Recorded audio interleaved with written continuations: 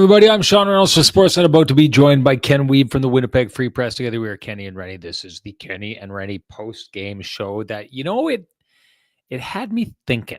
It had me thinking about a question that used to get asked on this show last year quite often. And you remember this one? It came from the chat room, came from all you fine folks out there in the chat room. And the question was, are the Winnipeg Jets elite? Right? And remember, we kind of pondered that question here or there. And I think at some point I'd said the idea of, if you have to ask the question, they're probably not elite. Like, elite is probably self-explanatory. And it got me thinking, and a game like this got me thinking. No one's asking that question right now, are they? Does anyone need to ask that question about the Winnipeg Jets? I mean, they've spent the vast majority of the season in first place. They show up for big games when they need to. I mean, Winnipeg Jets find themselves in first place right now.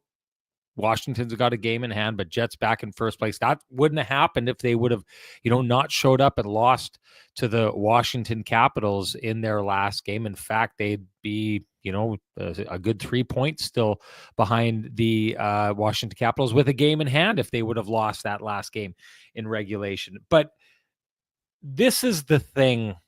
If you're trying to look at elite's another level, right? Like, if you're putting tiers up there, and you'll see a lot of people will do that on the internet, they'll have like the tiers of where everyone else belongs. And I think, that would suggest, if you're creating those tiers, and if the Winnipeg Jets are in the top tier, those are the elite teams. And I think the Winnipeg Jets usually find themselves there. But I think this game is a good explanation of the tier that the Winnipeg Jets are in. And if that top tier is the elite tier, then so be it. This team is elite. But the New Jersey Devils are going to go to the playoffs right now. I don't have a lot of faith in this team. One of the worst moments of my analysis in my career is going to go down as me suggesting that team tonight is going to represent the East in the Stanley Cup final. That's not going to happen. In fact, I think they just may be the softest landing for a playoff opponent. I think the Carolina Hurricanes are going to, let's call it right now, unless somehow New Jersey manages to fall all the way out of the playoffs and not play the Carolina Hurricanes, and Carolina's not catching Washington, I'm calling Carolina in 4 in that series right now. But I'll say this, it was sent to me, and I've got a comment here from earlier on in the show where Doogs 403 says the boys didn't have their fastball tonight, but won it throwing curveballs and change-ups instead. I'll take the 2 points. I don't think it's the greatest analogy out there, but I get what's being said there. The Winnipeg Jets, I think the way that they start this game is enough to win this game. And I had a really interesting conversation. As you all know, I'm in a hotel room in Washington because I'm on the OV watch. So last night I was at the game between the Minnesota Wild and the Washington Capitals, spoke with Spencer Carberry afterwards. And what I saw in that game was a Minnesota Wild team that, maybe somewhat similar to this New Jersey Devils team, although I think they can grind far more than this New Jersey Devils team. But what we know about New Jersey, and what I'd said when Pat Rathwell got a hold of me when it was 2-0, thinking that the Jets were somehow going to blow this game, and I'd said, listen, this game is already over, and this game is over because the New Jersey Devils cannot score. They can't score to get back into a game. The only hope that the New Jersey Devils have is to get up early, and use what defense they have to kind of hold that lead. That's been getting difficult for them as of late. They've blown a lot of games down the stretch here. This is the New Jersey Devils as they are kind of spiraling out of control. But the Winnipeg Jets, back to the Spencer Carberry conversation. He talked about that game, and I don't know how many people saw it last night. I'm not going to get into detail, but he talked about when you're playing good teams like this, there's, it's tight out there. So you have to find edges to win the game. So Minnesota had a power play goal last night. The Washington Capitals had a lot of power play opportunities, weren't able to score. He says, that's one little edge where we won there. And it was really interesting. He said, I know by the way our two teams play hockey that we were going to win the battle on puck possession in the offensive zone and all these different kind of things, right? So that's what tick in our column. But they took a couple ticks in the other columns, and that was enough for them to come away with that slight edge in that game. It wasn't a slight edge for the Winnipeg Jets here tonight, but all the Winnipeg Jets really needed to do was to come out with a strong push, and this game was over. And I will say this about the Winnipeg Jets. I mean, those are god-awful mistakes made by the New Jersey Devils to start out the game. Their coverage in front of their net for a team that's supposed to be strong defensively, and let's just say maybe they've held together, like a car held together by dirt and bubblegum on the back roads. It stays for the first couple of miles and starts to fall apart. But without their top pairing gone this year in Siegenthaler and Hamilton, they've been kind of patchwork trying to make it work. It's not working that much anymore. You could see they had numbers back on a lot of the Jets' goals tonight. Go back, watch replays of those goals. The Jets are actually being outmanned by the New Jersey Devils. I believe it is on the first 3 goals. And yet there's no one who's actually taking anybody, right? But I'll say this. The Winnipeg Jets did a great job of causing confusion. Part of that confusion is they jump and capitalize on turnovers, and it is hard, ladies and gentlemen, no matter what level of hockey you are playing at, to go from an offensive, we've got the puck, move it up ice mindset to suddenly we don't have the puck anymore. Now we got to defend, right? And the Jets, I think, are maybe the best team in the league at catching teams in that, right? That we forced a turnover or the team made a mistake. And I do think it is really, when it comes down to it, either you force a mistake or the other team makes a mistake. But I think that the Winnipeg Jets are the best team in the NHL when it comes to capitalizing on mistakes. And we've talked about the reasons why in the past, how the Jets just have the idea of getting the puck back. And when they get it back, it's on the attack, right? Go, go, go. It's not wait around. It's like, okay, it's the old, if you ever watched it in the early to mid 2000s, the Phoenix Suns offense with Steve Nash driving them. They were just a team that the mindset was, let's score as fast as we possibly can. Don't inbound the ball and slowly bring it down and slowly try and set up a play right before the 24-second clock runs out. It's like the other team scored, inbound the ball and see if you can't catch a guy up court for a layup, getting in behind the defense, and boom, now we're back. We got our 2 points, right? The Winnipeg Jets play like that, and I think it has to do with that mindset. But I'll say this. I thought the New Jersey Devils were terrible tonight. I didn't think the Winnipeg Jets, after the beginning of the game, really put out that much effort. I don't mind that. Sorry, that's not true at all. I thought the Winnipeg Jets actually played a really, really good structured game, but I didn't think they poured it on after that, and they didn't need to. And I think it's a good thing that they're a team that is in a place now where they don't need to. They don't need to take a game like that and turn it into an 8-0, 7-0 game. They know what's going down the stretch here. They've found rest in games like the one against, maybe Vancouver, maybe even against Seattle, where they pull that one out of the fire, and one against Buffalo, and they got on the wrong side of it. This, to me, is a team that came off a really, really important game and had everything they needed in that game, and came into this game and started with everything they needed, and then after that just kind of paced themselves to the finish line against the team that I honestly believe, don't remember what the date was. It was the beginning of, it was March 9th. I do know the date because it was the trade deadline. The Winnipeg Jets won this game on March 9th because they broke the New Jersey Devils back in that game. They beat them 6-1, and the Devils did not recover. This was not a composed team. Clearly looked like a team that didn't think it had a chance against the Winnipeg Jets. And that's what happens when you go in without a lot of belief, and that's what happens when you go in with belief like the Winnipeg Jets. You end up winning a game 4-0 that you don't have to throw everything that you need at it against a team that probably wasn't going to be able to put enough together to beat the Jets regardless. They knew it, and that's why they're there just wasn't a lot from that team on this night. That's my take on the whole thing. Time to bring in the man with the best music in the business. Here comes Kenny, folks.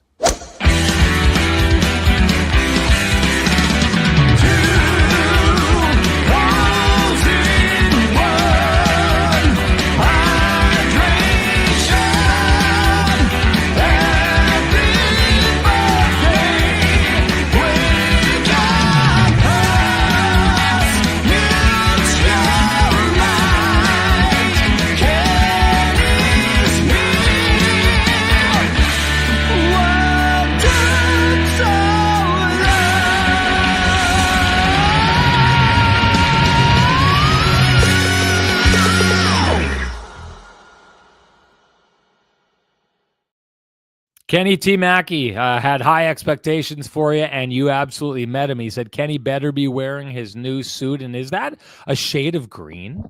It is, buddy. Yes. Is that a nod to my Irish heritage? Is that what you're doing there? Yes, indeed. It is. This is a Frankie special right here. Saw it on the rack, and he's like, this is the in color this season. We got to get you into it. I've got one of those I wore earlier on. Clearly not wearing it now. On this trip, there's going to be some crossover games between Washington Capitals nights and Winnipeg Jets nights. So on those nights, I will be repping Frankie and the boys very, very well. But on nights like tonight, sorry, folks, what you see is what you get. But what you get with Kenny is a guy who looks like $1 million. And of course, he looks like $1 million because he headed on down to Vittorio Rossi, walked in, loudly proclaimed he was sent by Kenny and Renny, and he was Kenny, asked for Frankie and the boys, and they absolutely did him up right. Look, hey, the Irishman in me could not be happier with how you looked tonight, Ken. A lot of people couldn't be happier with how the Winnipeg Jets looked on this night. Ken, what did you think? Yeah, it was an interesting game, right? So kind of wild start. If you got to your seat late, if you ran into a little snow trouble today, Sean, I know you would have talked to the home front.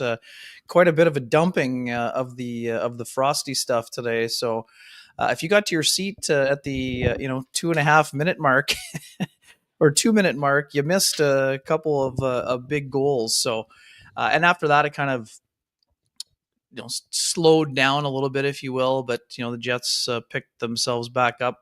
Second period didn't really give up a whole lot, scored a couple, and then the third was kind of, I wouldn't say on autopilot. I don't think necessarily sat back, but the game was obviously in control, and they wanted to make sure they weren't giving much up. So I would say too, I mean, this was mostly a tidy effort. I don't think that Scott O'Neill will have a lot to complain about when it comes to the meetings and video sessions. Jets puck management was very impressive to me, very structurally sound.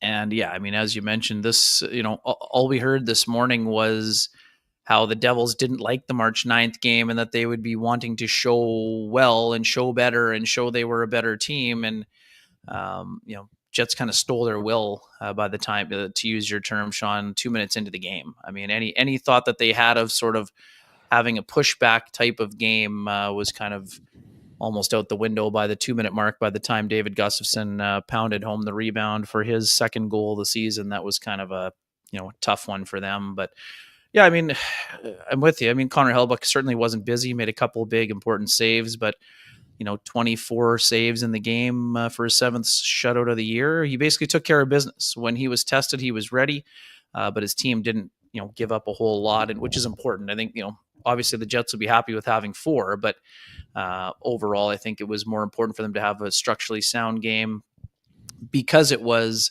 a one-sided affair. Sean, had allowed the Jets to really distribute the ice time. They didn't have to tax their top stars. Josh Morrissey, 20-43. He'd been close to 30 a couple times this week already. I think it was Dylan Sandberg led the Jets with 21-50. So, and even the Scheifele line, Mark was 16-50 today. Kyle Connor, 16-57. So like they didn't have to tax those guys. So that's important when you get a game Sunday afternoon. Like it's not even 48 hours away, right? So I think that was important for the Jets. Obviously, Alex Iafallo having another strong effort, not just because he scored, but just sort of fitting in on that line, Sean, and sort of doing it, just doing the meat and potatoes job that he has been asked to do. And Ehlers, I liked him with Lowry and Appleton again. That line was very very strong, I think, analytically. maybe. Yeah, I mean, there's not really a lot to complain about. The fourth line, love what David Gustafsson did. Not a surprise to me. This is a guy that is constantly ready. And when he's called upon, he delivers, right? I mean, we understand why Rasmus Kupari is in when he's in because of his speed, but Gustafsson comes right in. Not only comes right in and plays on the wing. Never mind the fact that he normally plays center. Jets want to get a longer look at Morgan Barron at center, which I also like. Gustafsson just does the job on the wing. So, and I thought the defense core was very sound in the game also. Another game where Logan Stanley moved the puck efficiently. Luke Schenn loved his game again. And, just overall, there wasn't a lot. But I mean, I'm with you. I mean, and the other thing to remember about the Devils, when they were strong defending and when the Jets rolled in and they were 1-2 in the league in goals against, the majority of that time was spent with Siegenthaler, Hamilton, and Luke Hughes all in their lineup. And obviously not having those three guys today definitely showed in terms of some of their structural issues. I know, we talked about Simone Nemits and just really not under duress on the second goal, right? I mean, that's a play that cannot be made.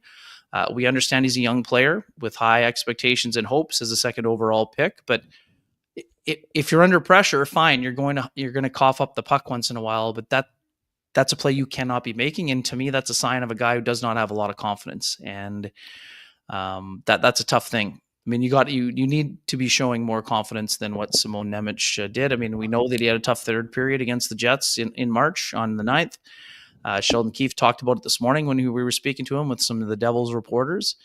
2 strong periods and 1 bad one today. Couldn't get out of the 2-minute mark without having a really tough cough up. And, that's just something where you're trying to stack games here late in the year as a young player and get some valuable playoff experience. I mean, Sheldon Keefe's looking around and thinking, man, I mean, I'm having a hard time keeping this guy in the lineup. So, I mean, the Jets disrupted it with their speed, but it wasn't really under pressure to begin with. So anyways, I don't want to spend too much time on Simone Nemits. Well, let me just, I don't know if we said this out loud or if it was one of the things that you and I said when we were down in the building last time we played, but Nemits, I had to use his name in an open. It's Nemits.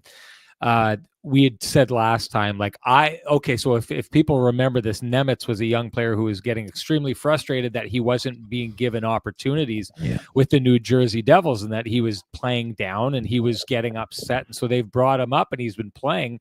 And I think tonight was a really good example of why they had him down developing. And he had a similar play, not a similar play, but, a real kind of boneheaded bad play against the Jets in the last game we saw.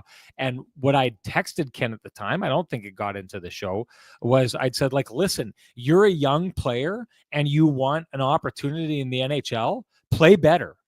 That's your job. That's what you are supposed to do. And I've always said this. I got into this in the Rutger situation. If everyone remembers my comments with Rutger McGroarty, when a lot of the fan base was tearing into the Jets because they were mismanaging young players. And I had just thought to myself, you want to come in and get an opportunity, then come in and create your opportunity. That's what people are supposed to do to make the NHL. They don't just hand out $1 million jobs, folks. You got to go out and you've got to earn this.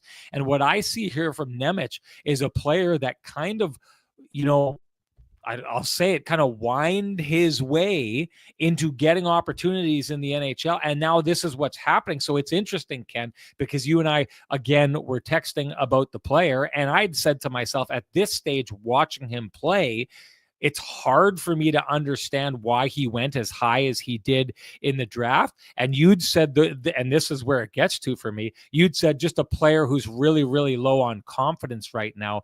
Well, if you're low on confidence, maybe, just maybe, you should have taken care of business in the AHL to the point that your game was bulletproof and then stepped up into the NHL rather than put yourself in a position to be exposed, brought up too early, and have your confidence shattered. There's a lot of high-end prospects whose careers have been ruined by getting up into the NHL, having that confidence punctured and never quite getting it back. I'm not saying that's happening to Nemec, but at this stage right now, Nemec looks to me like a player who is not ready for showtime. Yeah, and Sean, I mean, the benefit of me covering the American League for almost a decade here, I know it, you know it. I just turned 50 this week. Simone Nemits, 21 years old. He's got the blinders on, right? In 5 years, he's going to figure out that, man, I should have taken advantage of that American Hockey League time. And yes, he has to have advisors and people around him telling him this. But when you're picked that high, you think your expectation is I get to punch my ticket straight to the NHL, no matter how good the team that you're on is. So, anyways, I'm not defending him. I'm just saying that I think that he will have a much different view of his time in the American Hockey League with the benefit of time. I wanted to get into something. Oh yeah, Rutger called up today. Yeah, I wanted to get into something here just before we go too far. Kenny's water bottle says, "Poor Renny, our young national media hero, got taken to school by the wily veteran John Shannon earlier today on CJOB and reduced Renny in talking about Kyle Connor not liking avocados." Kidding, he says here. What he's referring to is a debate that we had that, so, and Hellebuyck, we'll go do the Hellebuyck thing right now. Okay. So, and I've alluded to this on the show before. It's a take that I've gone and I've talked on the national platform of Sportsnet in the past. And John Shannon's belief is that that Connor Hellebuyck should be voted the league MVP. There's going to be a ton of it. That's going to be a very, popular take. There's probably a bunch of hats that hit the ceiling as people celebrated that John Shannon said that. And I was asked my take on it, and my take on this has not changed. Connor Hellebuyck, I think, is a walk to win the Vezina Trophy, but as a Hart Trophy candidate, I think that you have to be spectacular. And the fact of the matter is his numbers are spectacular, but tonight is just like this game happened on cue for me after I outlined my take on this with John Shannon. Stu Smith says one of Helly's easiest shutouts of the season. And that's saying something. Stu Smith saying that this was one of Helly's easiest shutouts of the season is saying something because he's had a number of easy shutouts this season. My take on Connor Hellebuyck and why I would have a hard time voting for him for the Hart Trophy ahead of a guy like Leon Draisaitl and ahead of a guy like Nathan McKinnon is that while those players have had to be spectacular in order to keep their teams going, Connor Hellebuyck, let's face it, folks, has not had to be spectacular this season. And that's a testament to the Winnipeg Jets as a team. It's a testament to their defensive structure. It's a testament to the way they defend. It's a testament to how nights like tonight, Connor Hellebuyck faces a good majority. I don't want to say majority, but a good chunk of his shots that are floated in from distance that basically are freebies for driving up the save percentage. And so I know it's situational, and I think it's a hard situation because a lot of people are going to say, yeah, but is it his fault that his team is so good in front of him that he doesn't have to be a spectacular goaltender? And it's not his fault. But if I'm taking a look over the years at the type of goaltenders that have won the Hart Trophy before, they were put in situations, Dominik Hasek, Jose Theodore, if you remember, he was absolutely lights out acrobatic that year that he got the Canadians in. And I believe they came in either the 8th seed or the 7th seed. Maybe it was the 7th seed. They played Boston and they knocked out Boston. If you remember, he had that wicked behind the back save. And Carey Price, another player who just basically carried a Montreal Canadiens franchise and hid their warts for years, like Connor Hellebuyck used to have to do with the Winnipeg Jets. But I just take a look at this situation here, and you can weigh in on this, Ken. Like I said, people were going to hear this sooner or later, but if you were hearing CJOB, you would have heard it earlier. Connor Hellebuyck has not had to be anywhere near spectacular. And John Shannon's pushback was like, well, then why are they not doing as well with Comrie in the net? They're not doing as well with Comrie in the net, clearly, because I don't know how to explain why they couldn't produce offense for such a long stretch of time when Comrie was in the net. But his argument was, well, this team just doesn't feel that it can score if he's not in there. That's the mental factor of that. I could buy that argument if the Winnipeg Jets hadn't had Laurent Brossoit in net last year, who had basically had the exact same numbers, in fact, slightly better than Connor Hellebuyck, because as I said last season, the Winnipeg Jets do not look any different with or without Connor Hellebuyck in net last year when they had Laurent Brossoit. And so my take on it is, if the results aren't really that different, and they've proven in the past that this Winnipeg Jets team plays like that the results aren't that much different, and a goaltender does not have to be anywhere near spectacular. He just has to be steady in order for this team to win. I have a hard time saying that that's the MVP of the league, because you're seeing what's happening right now in Edmonton with Leon Draisaitl out of there. I think you can imagine what would have happened to the Colorado Avalanche if Nathan MacKinnon was gone and out of there. I just think that, hey, if you're talking about a year that Connor Hellebuyck absolutely steals the show night after night after night after night after night to get the Winnipeg Jets into a playoff spot or somewhere, that changes the conversation. That's the typical goalie that's won the Hart in the past. I don't know that we've ever seen a goaltender win the MVP, yes, with great numbers, but behind a team that is probably winning regardless the way that they play defensively.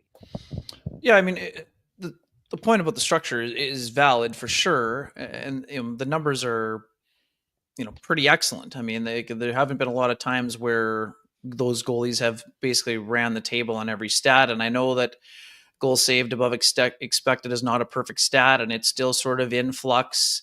And the one thing about Hellebuyck too, Schenn, is that even with the benefit of structure, he still leads in goals saved above expected. And yes, like I said, it's not a perfect stat, and it's still, the formula is still being worked on and everything else. And to be honest, Connor Hellebuyck probably doesn't get as much credit as he deserves for goals saved above expected, because of the big and boring, and that he makes routine saves kind of look easy at times. Don't you think? I mean, he still leads the league with 34.1. Okay, I'm just gonna say, this very chat room, if you're jumping all over this as your saving grace, Connor Hellebuyck was the worst goaltender in the first round last year at goals saved above expected, and everyone threw that out and said that he wasn't given a chance last season. So fine, if you're making this argument right now, just have the consistency. If you were the person who was bucking that last year, looking for excuses for Hellebuyck and his play in the first round last year, don't be bringing that stat here this time. No, I'm totally fine. And like I said, I'm not leaning on this stat as that's the be all and end all, but I'm just that it supports his theory that he can still be the elite of the elite when it comes to goaltending, even though the structure is sound in front of him, right? I mean, Marty Brodeur wasn't penalized when he was seeing 22 shots a night in front of a structurally sound Devils team either. No, I understand that doesn't mean he won the MVP, but it helped him win a lot of Vezinas. And I'm not disputing that fact, Schenn, but I don't also want to short shrift Connor Hellebuyck for the season that he's having. I know that's not what you're doing. I do think he is in the top 3 when it comes to MVP voting. Is he number 1? If he's number 1, I'm not 100% sure. And again, I know you don't like the argument, but for me, if it's obvious that Quinn Hughes is an MVP candidate, but if he's not going to help the Canucks into the playoffs, I can't in good conscience vote him in my top 3. So I know some people don't like that, and that's okay. Obviously, the statistics with Quinn on the ice compared to when he's not on the ice, those are obvious in his favor. But to me, Hellebuyck is clearly a top 3 guy. Draisaitl and MacKinnon are having ridiculous seasons. So, I mean, the argument that it has to be a head and shoulders goalie because the goalie has their own award, I'm not really down with that argument either. And I know that's not what you're saying. But overall, Connor Hellebuyck's season has been spectacular. Again, some nights are going to have easy nights when it comes to a shutout, but the fact that he has 7 shutouts is something that is going to bode well for him in the voting process. But yeah, I mean, does it mean he's having 5 highlight reel saves every night? Absolutely not. But there are still nights where he gets leaned on heavily. But yeah, I mean, it's definitely, it's an interesting debate for sure. And it's one that will be, I think that this is one of the years, Schenn, where I don't think that Eastern bias will hurt Connor Hellebuyck. I think that Connor Hellebuyck is probably, the people in the East that aren't watching him as often, it actually might help him in the Hart Trophy race, given that they look at the top of, goals against, save percentage, games, minutes played, shutouts, all of things that actually help in this case. But again, is he a clear-cut number one with those other two candidates? No, neither one of us can say that. But we do both think that he's a top 3 candidate. And again, I think he still has a chance to win the award. But, again, the fact that it's not going to be, it's going to be tough for him to set the individual record. At 48, it's going to be tough for him to tie Brodeur and Braden Holtby for 48 wins personally. But at the same time, I don't think that discounts him, and neither do you. Again, we'll see how this last stretch goes. If Connor continues to play the way that he does, and if he racks up a few more shutouts and, keeps the save percentage super high and has a sub 2 goals against, I mean, he's going to get a lot of votes. But the problem for Jets fans and for Hellebuyck is he has incredibly stiff competition with what Nate McKinnon and Leon Draisaitl are doing. They're having otherworldly seasons themselves. So, to me, there are 3 very viable candidates, and Quinn Hughes in a normal year would be, easily make a case to be in the top 3. But let's see how these things play out as we move along. But, again, I'm a little more bullish on Hellebuyck for MVP than you are. But at the same time, I'm not banging the table saying it's obvious that he's the league MVP, because there is stiff competition from very, very elite players. And Connor Hellebuyck is an elite player as well. Let's just remember where this is coming from. All those people who are trying to get upset about this right now. I was the guy who brought this into the conversation on Hockey Night in Canada. I do believe that he's a Hart Trophy candidate, but I stand by what I'm saying, because it's not my job to do to be a fan in the market. It's my job to do the analysis. That's my breakdown of the whole thing. But to your point, Ken, about Eastern bias, you don't think it's going to harm Connor Hellebuyck. It is absolutely going to help Connor Hellebuyck, because how often do we see the Eastern bias media walk in and turn and ask the question that bristles Scott Arniel over and over and over again? Because what's happening is, from the outside, people see good numbers by a goaltender, and they think that the Winnipeg Jets' success is reliant on Connor Hellebuyck, and that he's just stealing the show, because that's what he was at one time. Those voters are just going to take a look at these numbers and think, well, there you go. Where would the Winnipeg Jets be without Connor Hellebuyck? Not realizing that the Winnipeg Jets are just an absolutely defensive behemoth and a committed hockey team whose details and effort level are just winning them games night after night after night. So those folks, I don't believe, Ken, are going to get the Pristine Roofing wake-up call, and that's going to help Connor Hellebuyck in this situation. And you know what that means. Time to give North End Rick the Pristine Roofing wake-up call at 204-981-6289. He's the guy you want down at your place for all your roofing, siding, and exterior needs. You can also call Pristine Roofing directly at 204-237-7663. Give your home the Pristine Roofing and siding wake-up call. You will be extremely happy that you did. I also wanted to bring this in, Ken. I wasn't going to bring this into the show, but Schickster brought it in, and to me, it's worth the hot take award here, the Flame and Comfort hot take award. I'll go through the Flame and Comfort award first, and then we can get into this. But Schickster says, hot take: Namestnikov running the goalie is a dumb move. He didn't have the line to cut tight in front of goalie. He's going to get Hellebuyck lit up if he does that later. Smarten up. I think that this is a great take. Now, I don't necessarily agree with it, Ken. You'll know that I don't, because I actually like this move by Vladislav Namestnikov. I don't like what happened afterwards, and not in a Winnipeg Jets fashion. Right. But we'll get into that. I just think that this is a smart conversation to have, and because of that, very, very worthy of our Flame and Comfort hot take of the game award. Absolutely. This is a good conversation. I can't wait to get into this, Ken. It's going to be a good one.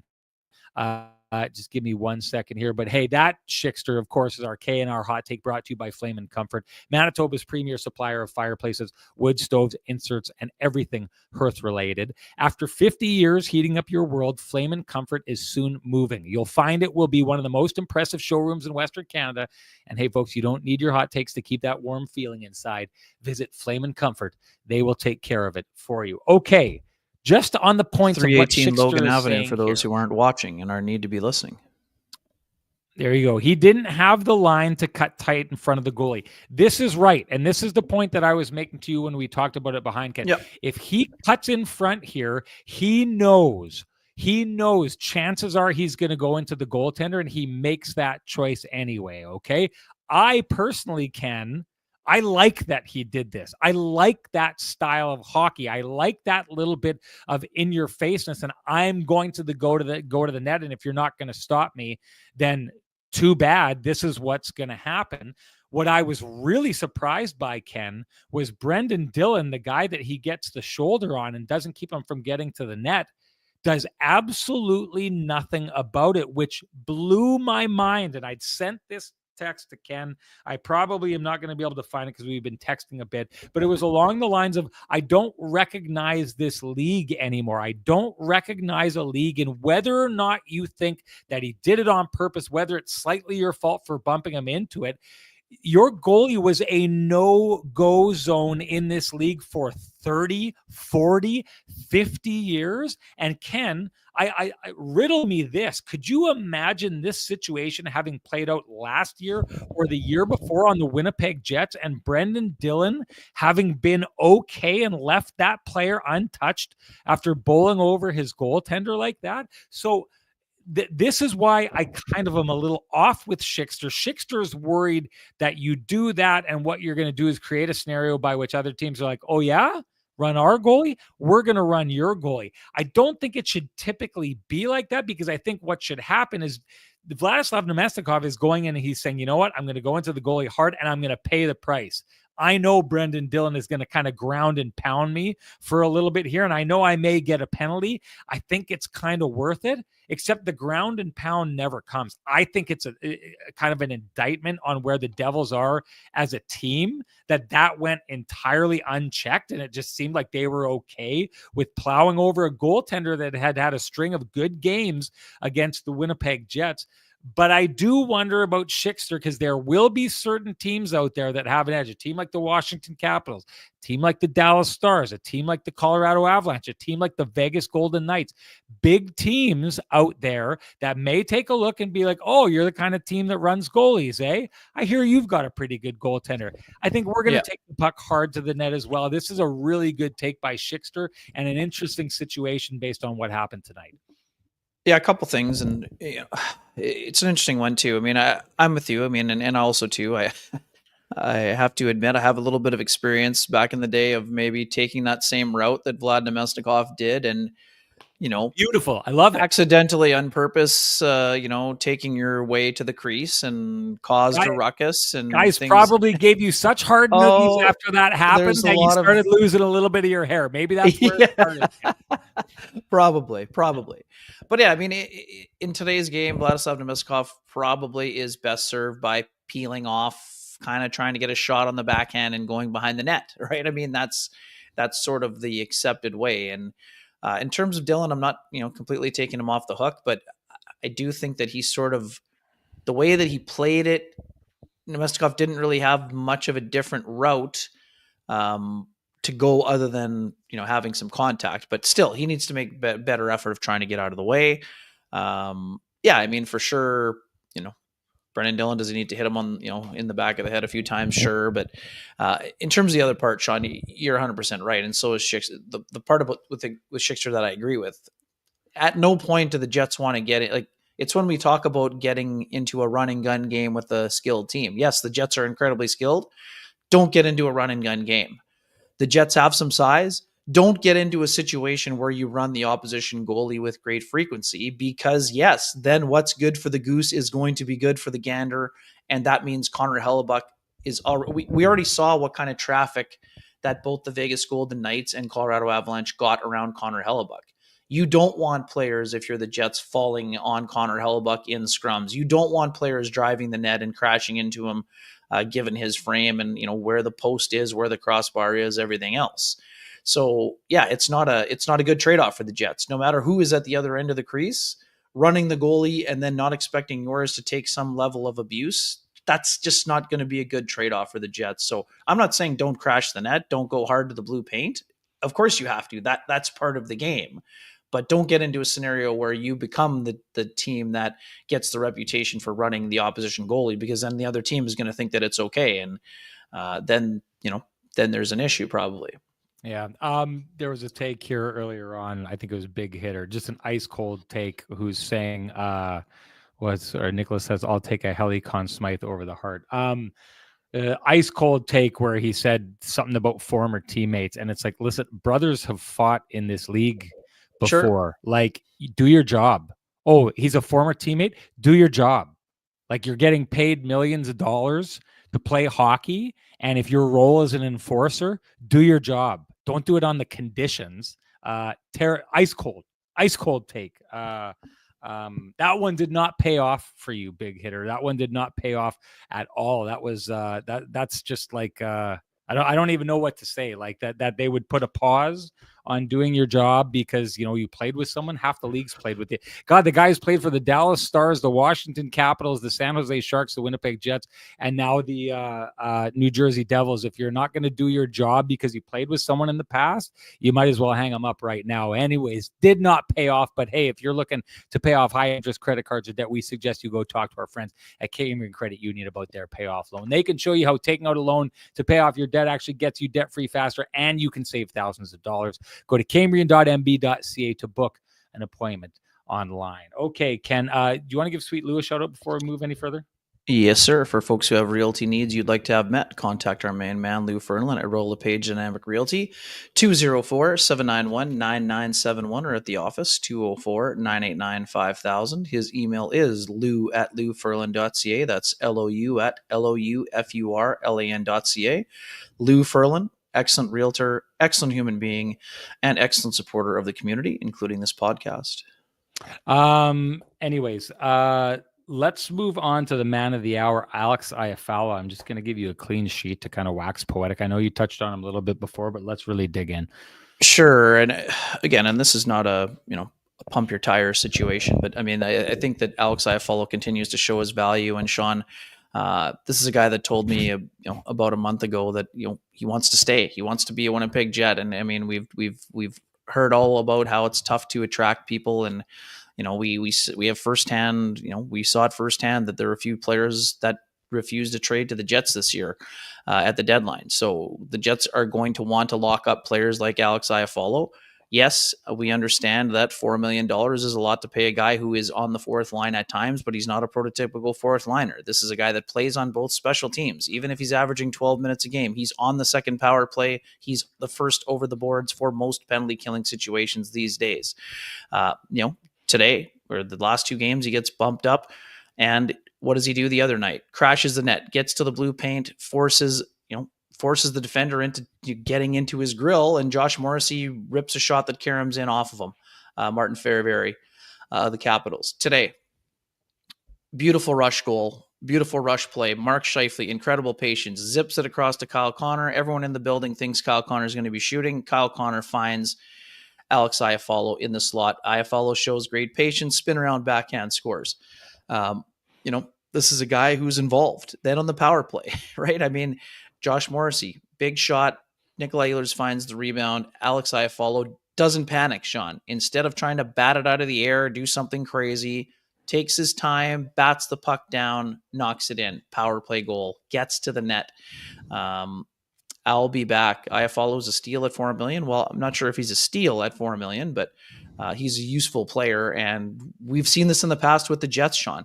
Matthew Perreault was the first incarnation of Alex Iafallo. He was a guy who started out as a middle six player, can play in the top six if you need him to, can play in the top line if you needed to. By the end of Matthew Perreault's career, still in the second power play, playing on the fourth line, making $4 million, but a highly effective player and noticeable.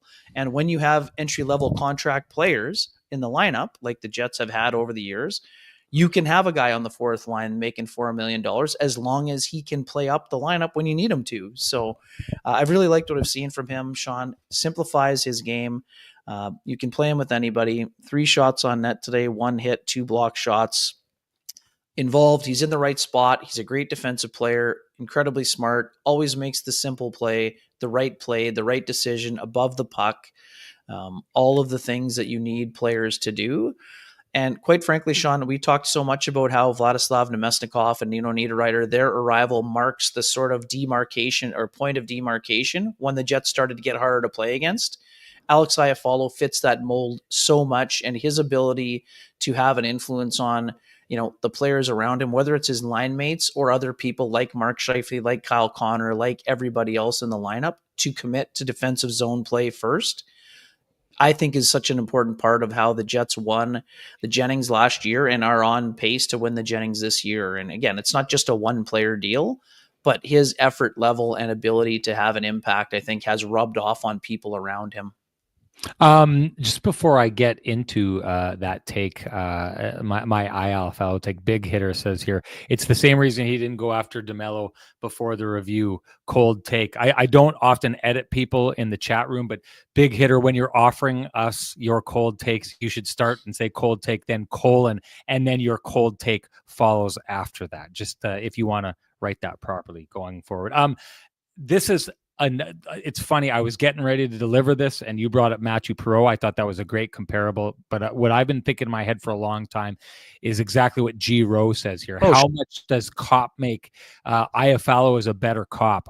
Okay, I like this take, and here's the reason why. I was honestly surprised when I heard Alex Iafallo was interested in re-signing with the Jets. Right. And the reason why is because Alex Iafallo is far better than a fourth line player. And I had always thought in his time here with Winnipeg, like he's an example of the ridiculous depth that this team has, that they can take a fourth line player and pluck them and put them onto the top line, and that player go and maybe in some games you can expect that he outplays what Gabe Vilardi would do in that spot, right? Like, this is a guy who can play you the fourth line minutes that you're looking for, but if you need him on the third, he can do that. If you need him to add a scoring punch to the second, he can do that. And if you need him to fill in on the highest scoring trio line in the NHL and make it look like you're not missing a beat, you can just grab him and do that. And so what it got me thinking about Alex Iafallo and the reasons why, because I always keep trying to put myself into the mindset of these players and what I would have thought with Alex Iafallo, who'd been with the Kings and had played up the lineup, playing significant minutes with significant players. And then I started thinking to myself, okay, but maybe this looks a little bit different, right? Like, maybe he plays on the fourth line, but he's also, as Kyle Connor said today, the first guy out on the ice over the bench when it's time to kill a penalty. There's value in that. There's responsibility. Like, everyone wants to feel like they're pulling on the rope or playing a part. So Alex Iafallo plays a part on the fourth line, which the Jets use as a very important tool on this team. And then he's the number one option they go to when they're looking to kill a penalty. So he's got that feather in his cap. And then he gets thrown onto the second line, the second power play unit quite often, and does a good job on that unit there. Was used on the first power play unit last year. And then in times like this can go up to the second or the first line and go on the first power play and not miss a beat. And what it made me think of was Andrew Copp playing with the Winnipeg Jets. And one thing, I'm glad you brought up Matthew Perreault. The Jets do a really good job of finding these, and always have for years. Kevin Cheveldayoff, give him credit. He's the guy who finds these guys typically. Morgan Barron's turning into one of these players. Gets them down the lineup and just finds ways to cobble together importance. And importance in a way that may not exist in that role on a lot of other teams, right? Like, you're going to find some success here and you're going to find some success here. And what that typically looks like, Ken, and I think what it looked like to Andrew Copp was, look, they give me these opportunities and I'm shooting the lights out with these opportunities and I'm not moving further up the lineup. Maybe I need to go somewhere else where there's more opportunity because I think I'm actually this kind of guy. And I think what we've seen from Andrew Copp as he's left and he's gone and he's now in Detroit and he spends time on their top line. But is Andrew Copp as effective and a player, as impact a player with the Detroit Red Wings now? Clearly he makes more money, and maybe if it's about that, that's what it's about. But is he more of an impact player there than he was with the Winnipeg Jets playing down the lineup? but being given the opportunities that that player is given. And it made me think, what looks better to Alex Iafallo? Playing on a winning team in Winnipeg where he's got a chunk of the fourth line, the penalty kill, the second power play, the first option to go up the lineup when there's injuries, when you know there's going to be injuries at some point, or going elsewhere and playing on a team where he plays a little further up the lineup, but maybe it's not as established a team. Maybe it's a team that's not as good. And I mean, there aren't many in the league so far this year. What situation is it worth leaving for to play on the second line of that team that you're not getting those opportunities just in a different way, looking different in Winnipeg? And it just made me think back. I'm glad you brought up Matthew Perreault. I think of Andrew Copp. This is just a player that may be smart enough to realize what he has in Winnipeg in a role that may say fourth line, but actually has great importance to the success of a really good team. And if he recognizes that and wants to stay in Winnipeg because of that, good on him. That's a smart player to see that. Yeah, there's definitely some other duties as assigned when it comes to Alex Iafallo. Like I said, that's why I said he's not a prototypical fourth line player. So, my one, again, I'm not saying that you're wrong. My one pushback on the comment that, Iafallo is a better version of Copp. I mean, I think the fact that Andrew Copp has the versatility and ability to play center also would be a sort of notch in his belt that Alex Iafallo doesn't really have at this stage of his career. They're very similar players in terms they're both very cerebral, very smart. You can put them in any situation and they can both thrive. Numbers wise, they're quite similar in terms of their careers. Andrew Copp's played a little bit more. I think it's 700 games compared to 575. Their production is similar. I think Copp has maybe 25 more points.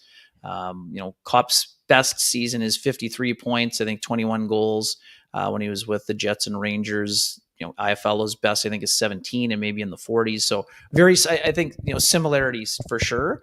I'm not sure I'm ready right now to go and say it's obvious that Iafallo is a better player. I think that's a little bit of recency bias kicking in, but both very valuable and versatile, and that's why they've been really strong in their roles with the Jets. And I've given this a lot of thought, and I'm kind of with you. I would have said it was more likely that Alex Iafallo was playing elsewhere, not because the Jets didn't want him, but that maybe he's the type of player that will have value. Because Schenn, we talk about teams, including the one in his hometown. The Buffalo Sabres have an incredible and an inordinate amount of talent.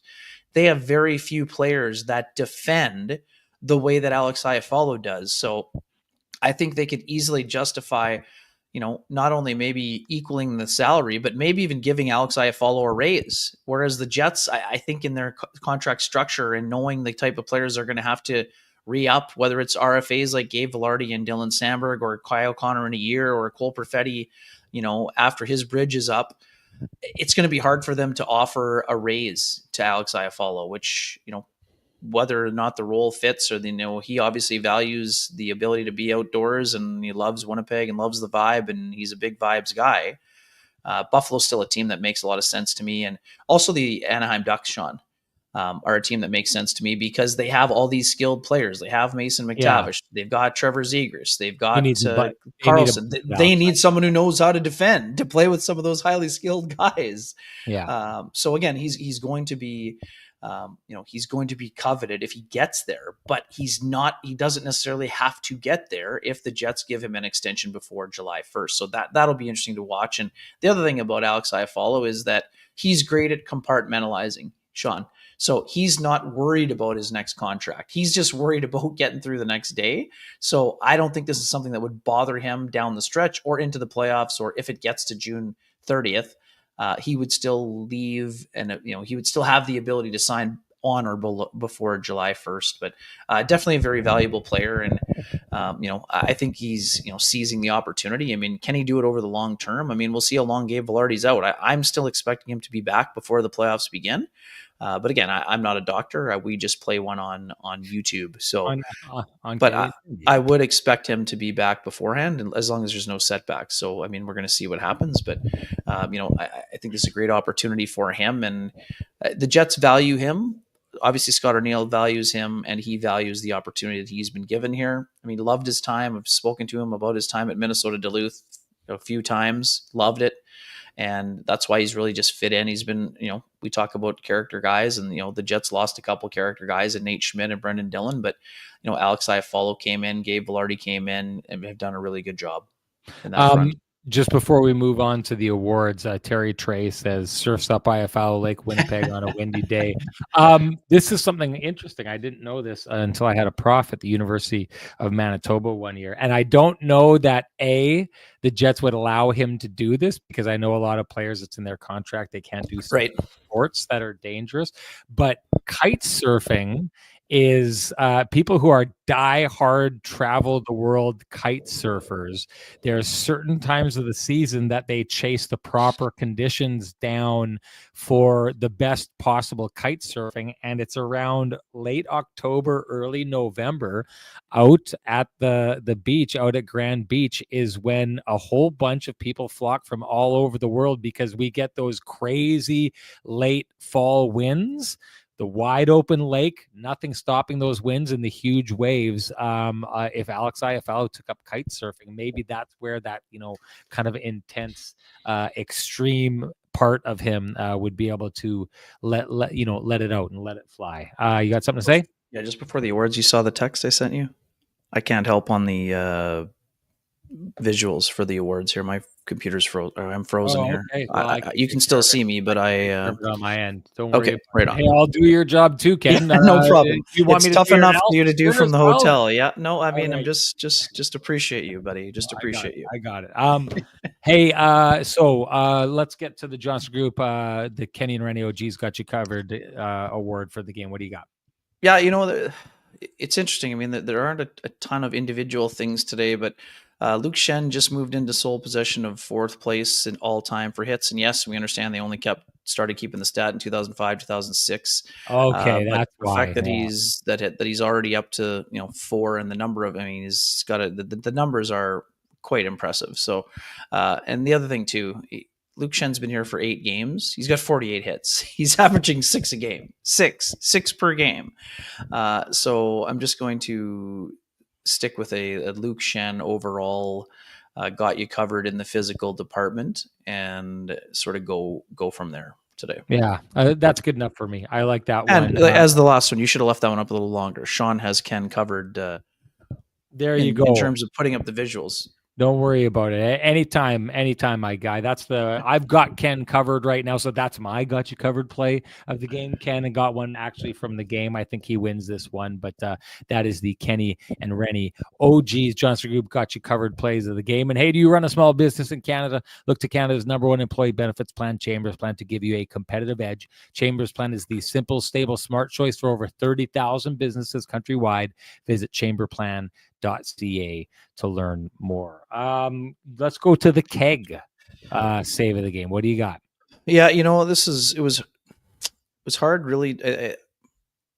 Jake Allen on Lowry is sort of an honorable mention, but didn't love the way that Allen played a few of the things. So I'm going with the late one, Hellebuyck on Cotter. That's an honorable mention too. I like the save that he made in the 3rd period. I mean, it was one of these subtle saves that I had to see the replay to know how good the save was. He made a really good save on Nico Hischier in the slot in the 3rd period to preserve the shutout. So I'm going to go with that one. Even though, like I said, it wasn't an overly taxing night.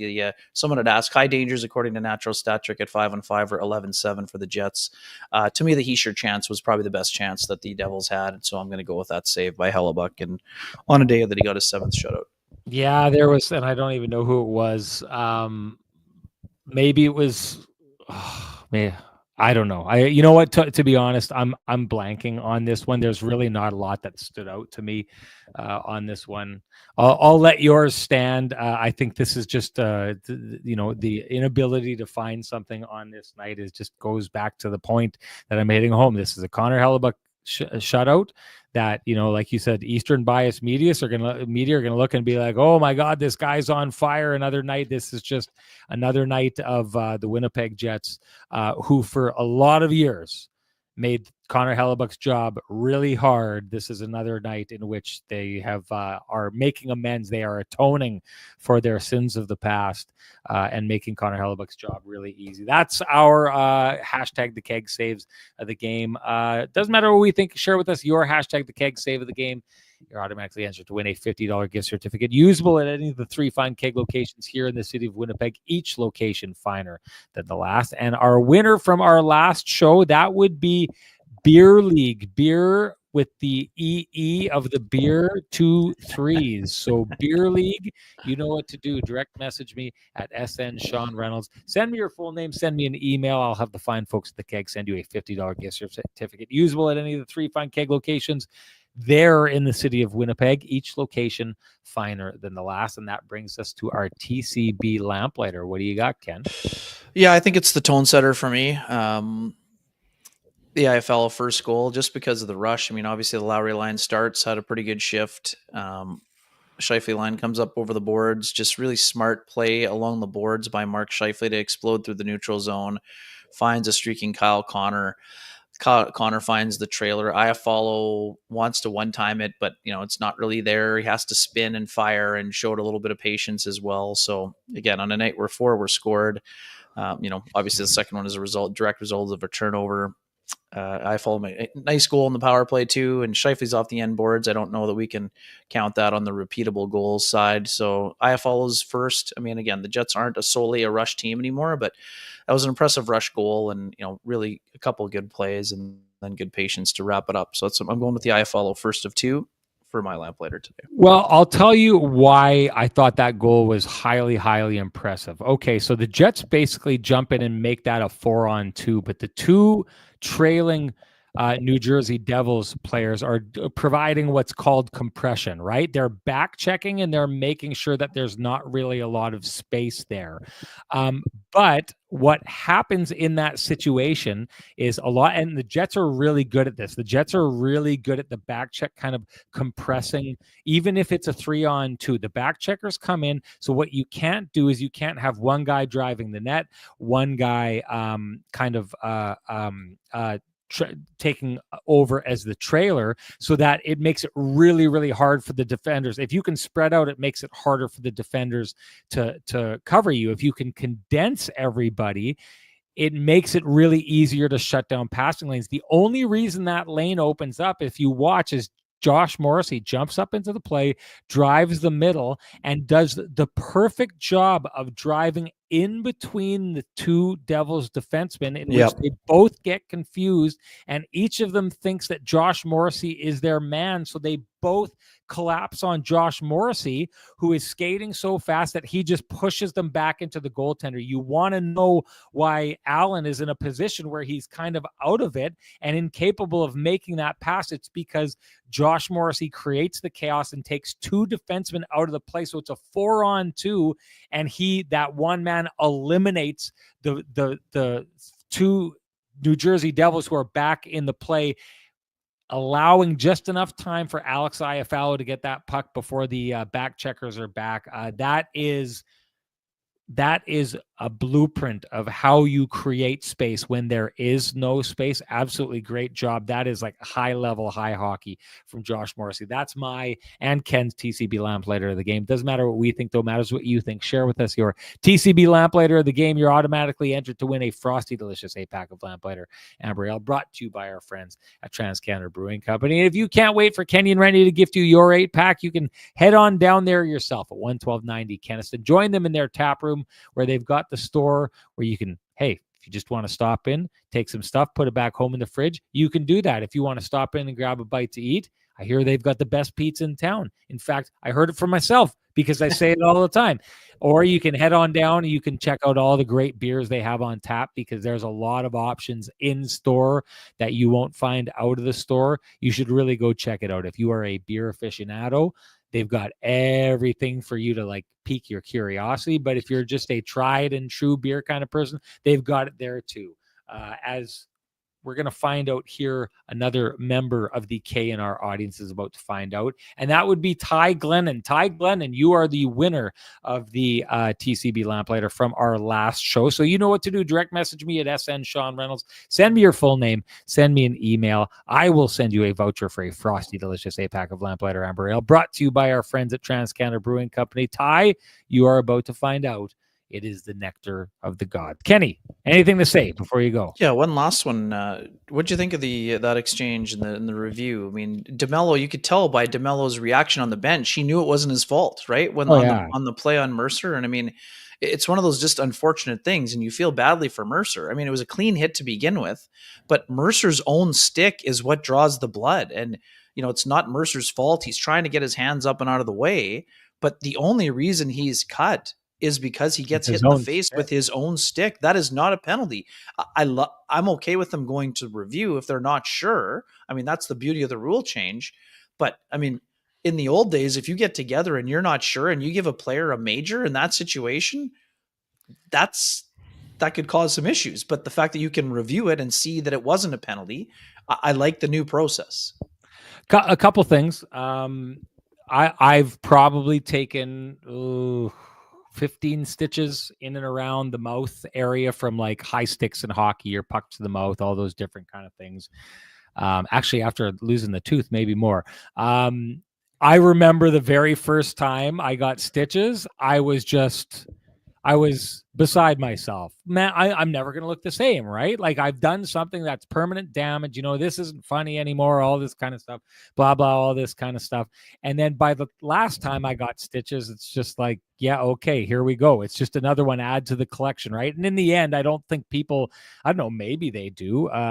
Like I broke my nose and I don't ever notice it, but I went and saw an aunt whose son-in-law happens to be a plastic surgeon who was really petitioning me to go get a nose job from him. I didn't realize it bothered her. Maybe when people meet me in real life, they notice that I've got kind of scars all around my lips and around my chin. I don't think people do typically, though. I don't think it's that much of a problem.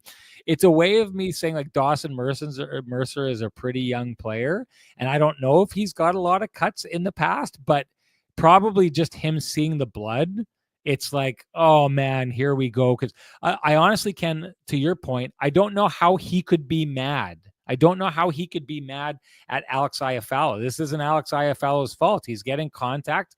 Dawson Mercer had his DeMello. Sorry, I meant DeMello. Dawson Mercer's stick is up in a bad spot. Like if I'm on the ice and that happens to me, I may be like, but at the same time, I'm not blaming the other player. And the reaction that I see from him, Ken, is either a young player is like, well, that's going to leave a mark and isn't happy about that. Or B, I think as I go back to with Brendan Dillon, I think it's just a sign of a team that is not in a very good place right now. Like, and you want more evidence of that, go to the Johnny Kovacevic comment and the Sheldon Keefe response to it in the Hockey Night Canada game I did last week.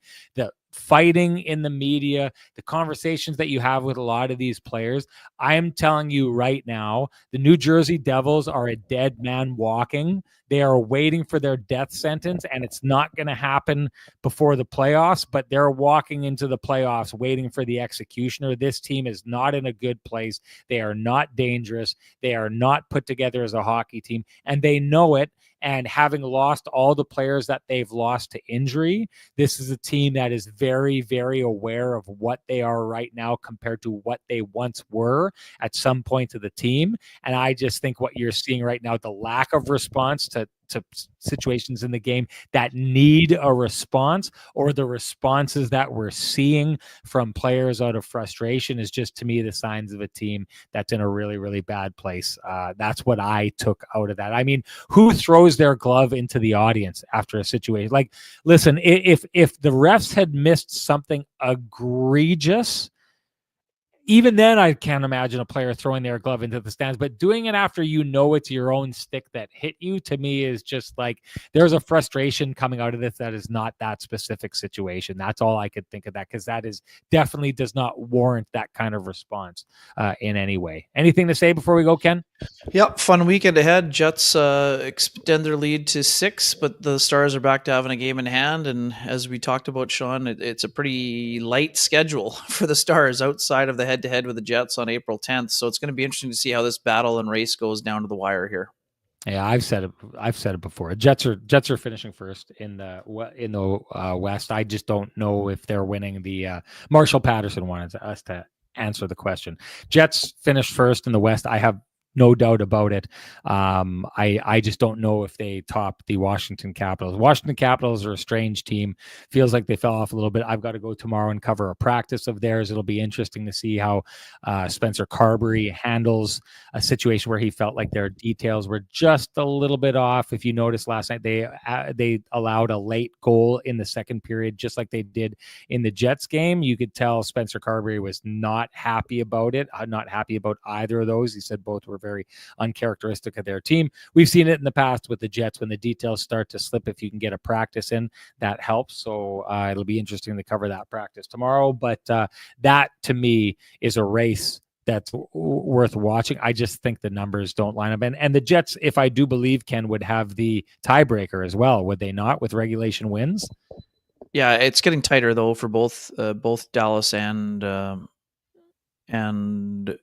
Washington Winnipeg. when it comes to that. Sorry. To regulation wins, yeah. I mean, as long Right as now, regulation wins. Washington has 46. Sorry, that's regulation overtime. 40 for Washington, 39 for the Jets, 38 for Dallas. So right now, Washington has the tiebreak. Okay, there you first go. tiebreak. All right. Well, anyway, I still think 6 points. I get it. They've got a bit of a cream puff schedule. 6 points is a lot of points to make up, and For sure. the Jets have the game that they have to play against them. And what we've seen from the Jets this year is almost every single time they've gone into a game that matters. Every time there's been the big marquee in the heavyweight battle, the Winnipeg Jets have showed up. I think that at least gets them to overtime in a game like that, and that in itself, that point would be an important one. So anyways, that's my take on the whole thing. Time for us to get out of here. I got work to do. Yeah, you do. I'm an hour ahead of everybody. Get some rest. Yeah. So thanks everybody, though. We really appreciate you showing up. Ken, doing a great job, and man, you look spiffy. Like, I'm telling you right now, the crisp whiteness of that shirt, the tie with the silver or the gray and the green. I don't know, man. You're looking good. Frankie really, really did you up right. Good stuff there. Folks, we really do appreciate you being along for the ride, as you always are. And if you appreciate the conversations happening in this space, folks, we would implore you to appreciate the contributions by our sponsors who fight to keep the conversation going in this space. For us, that's Vittorio Rossi, Cambrian Credit Union, Pristine Roofing, Sweet Lou Ferlin, Flame and Comfort, the Kenny and Renny OGs and the Johnson Group, the Keg, and of course, TransCanada Brewing Company. Thank you to them. Thank you to all of you, folks. We will see you after Sunday. Game on Sunday? Sunday, yes, sir. Sunday. All right. Talk to you then, folks. Bye-bye.